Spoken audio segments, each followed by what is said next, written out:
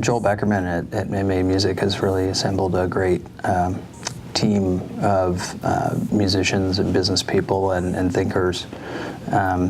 around generating and developing sounds that serve the purposes that we've just been talking about. So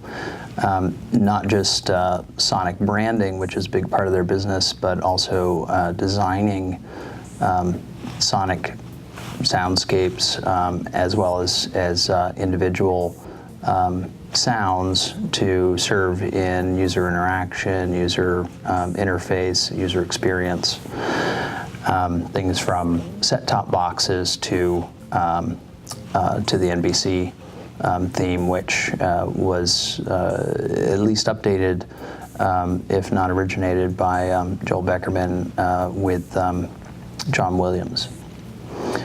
And there are a number of the sounds that we hear every day, a lot of the sounds around you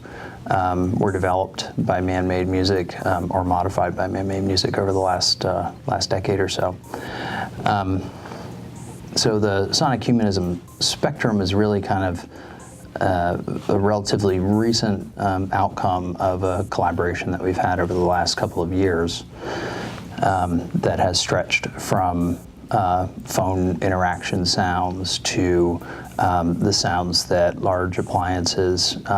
might make, durable goods might make, set-top boxes, and sonic brands.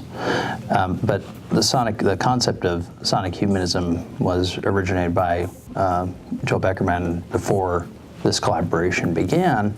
and it really is now an opportunity for that to be taken to the next level in terms of quantifying where individual sounds are on a spectrum from things that impact us negatively to positively, emotionally, right? As well as branching off of that, what do different sounds mean, and how can we quantify that using behavioral science so that the creators of those sounds are getting very specific feedback about what is working and what isn't working in terms of, does a sound convey these 5 attributes or these 5 attributes, and where does it lie on this emotional spectrum from very negative to very unappealing to very appealing, right?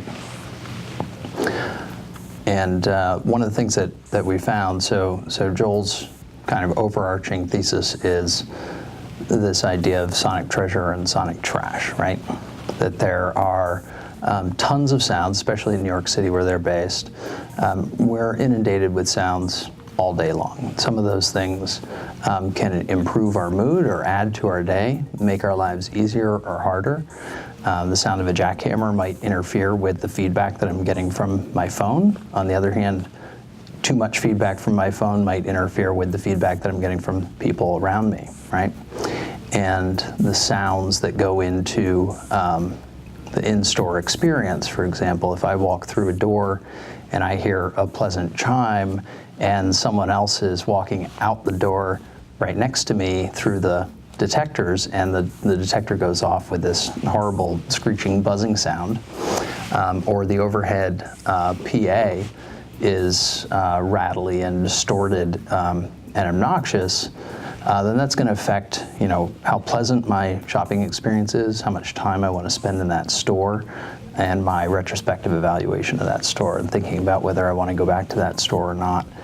in the future. And these are, admittedly small effects, but over a large population and over a period of time, they stack up very quickly to very real impacts on the bottom line in these stores.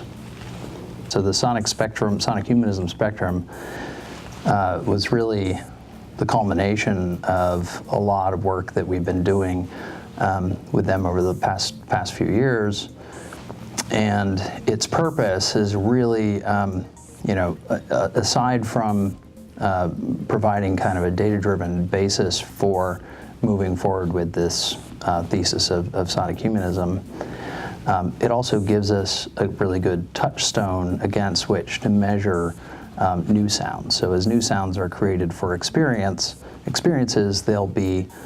matched up to the sonic humanism spectrum so that we can understand where they fall on the scale of sounds generally, but also on the scale of manufactured sounds. So we can look at how much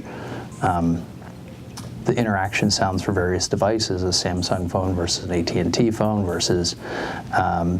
a set-top box versus the Netflix app that's running on that box, to understand, how those are impacting the net experience of interaction with that piece of technology.